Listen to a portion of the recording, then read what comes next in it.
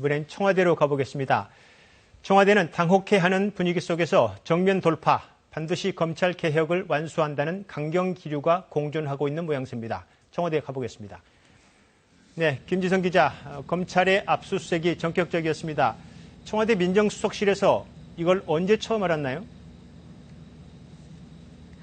네, 계속 취재해봤는데 정확한 시간은 확인되지 않았습니다. 다만 압수수색에 들어간 지 법무부로부터 보고를 받은 것으로 전해졌습니다. 네, 청와대 당혹감이 컸겠군요. 청와대는 어떤 입장을 냈습니까?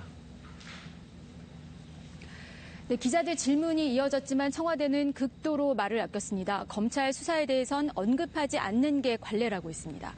지난달이죠. 문 대통령이 윤석열 검찰총장을 임명하면서 했던 당부가 청와대 입장이라는 취지입니다. 제가 그 점을 강조하는 것은 이제 그런 자세가 살아있는 권력에 대해서도 똑같은 자세가 돼야 한다고 생각하기 때문입니다.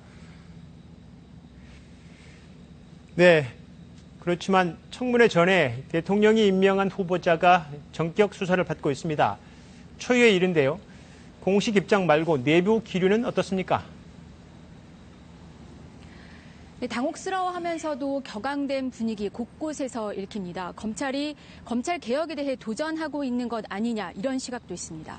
조국 후보자가 검찰 개혁을 발표한 지 하루 만에 압수수색을 했다는 점, 또 말씀하신 대로 청문회가 열리기 전에 검찰이 나서는 건 전례가 없다는 점을 들고 있습니다. 한 청와대 관계자는 이동읍 헌법재판소장 후보자, 이유정 헌법재판관 후보자 등의 예를 들어서 석연치 않다고 했습니다. 두 사람 모두 청문회 전 의혹 제기로 낙마했는데 검찰 수사는 청문회 뒤에 이뤄졌다는 겁니다. 네, 뭐 그렇긴 하지만 어찌됐건 이 검찰 수사로 인해서 문재인 대통령이 조국 후보자를 임명을 하는 데 있어서 약간 부담이 될 수밖에 없는 그런 상황 아니겠습니까? 네, 청와대 관계자들은 이렇게 말했습니다. 문 대통령에겐 노무현 정부 학습 효과가 있다. 그러니까 노무현 정부 말기에 여론에 밀려서 검찰 출신 인사를 법무부 장관에 임명했다가 검찰 개혁 시기를 놓친 것을 잊지 않고 있다는 겁니다. 물러설 수 없는 싸움이다라면서 비장한 내부 분위기를 전하기도 했습니다.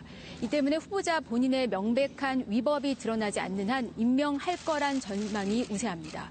하지만 검찰 개혁을 할 당사자가 검찰 수사를 받는 상황, 곤혹스러울 수밖에 없어 보입니다. 네, 청와대 김지선 기자였습니다.